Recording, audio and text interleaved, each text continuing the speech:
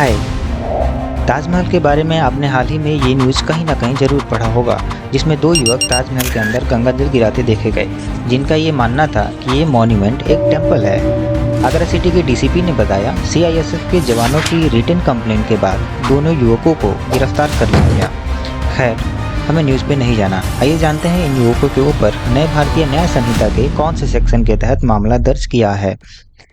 तो भारतीय न्याय संहिता के सेक्शन 223, 298 और 299, जो कि लोक सेवक द्वारा प्रख्यापित आदेश की अवज्ञा, पूजा स्थल को नुकसान पहुंचाना या अपवित्र करना और धार्मिक भावनाओं को ठेस पहुंचाने के इरादे से जानबूझकर दुर्भावनापूर्ण कार्य करना की बात करता है। डीसीपी सूरज कुमार राय ने बताया, अभी जांच चल रही है। ऐसे और भी इन्फॉर्मेटिव वीडियोज़ के लिए आप हमें कमेंट में सुझाव दे सकते हैं। Thank you.